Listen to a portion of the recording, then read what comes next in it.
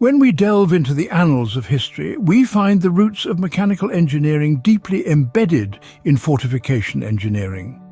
This fascinating field of study, a precursor to modern engineering disciplines, was a blend of civil, mechanical, and even mining engineering. Its primary aim was to design and produce mechanisms for both siege and defense. From towering wheeled structures, ladders and sewers to archer shields for wall protection, fortification engineering had a broad range of applications. However, one of the most common and iconic products this discipline gave birth to was the catapult. These ingenious contraptions, used in both defense and siege activities, played a pivotal role in shaping the outcomes of numerous historical conflicts.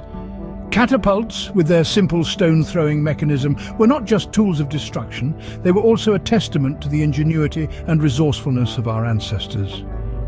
Their design and functionality evolved over centuries, adapting to the changing demands of warfare. Interestingly, the British categorized catapults into three distinct types: Onager, Catapult and Trebuchet, based on their range and operating principle. Each type had its unique attributes and uses, making them invaluable assets in the arsenal of ancient civilizations. As we delve deeper into the world of fortification engineering, we'll explore these catapult types in detail, illuminating the evolution of siege technology from its humble beginnings to the formidable machines of war we know today. The earliest known catapults, found in ancient China around the 4th century BC, employed a simple stone-throwing mechanism. These primitive artillery pieces, known as scorpions and ballistas, marked the beginnings of a technological revolution in warfare. Fast forward a few centuries and we find ourselves in the ancient Greek cities around the 1st century BC. Here, catapults had become a common sight during attacks, transforming the landscape of battlefields. They were no longer just simple stone-throwing mechanisms, but a strategic tool for warfare. Now, let's journey to the early Roman era. Around 420 BC, catapults had evolved into a significant asset for infantry support. Multiple stone pieces were placed in a bucket and launched against enemy soldiers, disrupting their ranks and increasing casualties in field battles. The mobility and multi-purpose use of catapults made them a staple in both defense and siege activities. However, the catapult's reign wasn't endless. As we moved into the medieval period, the discovery of gunpowder and cannons began to change the game. But until that pivotal moment, catapults were some of the most frequently used siege equipment. These machines, born out of necessity and innovation, played a crucial role in shaping the outcomes of many historical conflicts. The first recorded information about onagers comes from the Roman historian and soldier Ammianus Marcellinus. As the story goes, these rudimentary siege engines were crafted by the skilled hands of Roman fortification engineers. They were designed with a specific purpose in mind: to destroy wooden castles and stone walls.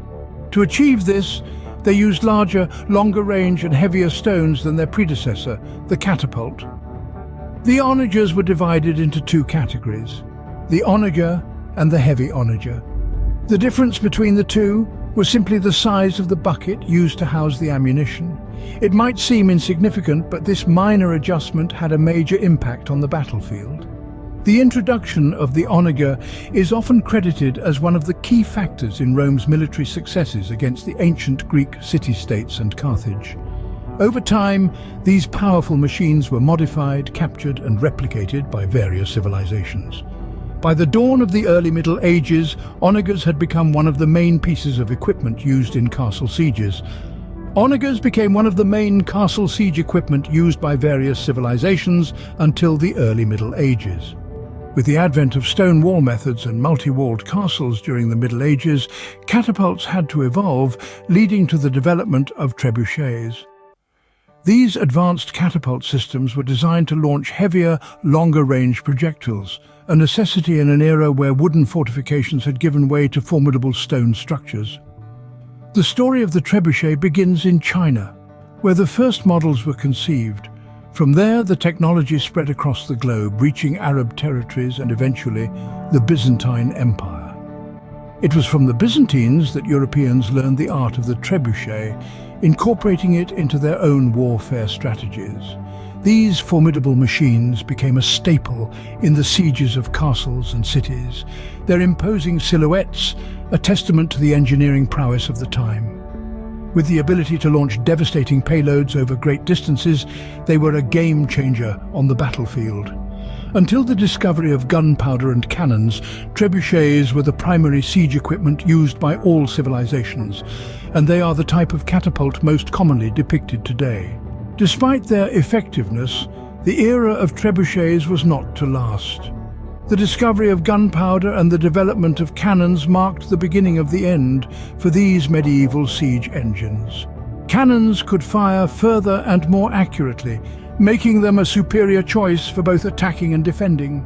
Yet, the legacy of the trebuchet is far from forgotten. Today, they are a symbol of the ingenuity and innovation of our ancestors, a testament to the technological advances of the Middle Ages. They're often recreated for historical reenactments, educational purposes, and even as a hobby for enthusiasts. And though their time on the battlefield has passed, the image of a towering trebuchet, ready to launch its payload, remains an iconic symbol of medieval warfare. As we move forward, let us not forget the lessons of the past, for they shape the innovations of the future. Before we close, if you found this journey through the history of siege warfare fascinating, don't forget to subscribe to our channel. We'll keep bringing you more intriguing content from the annals of history and beyond.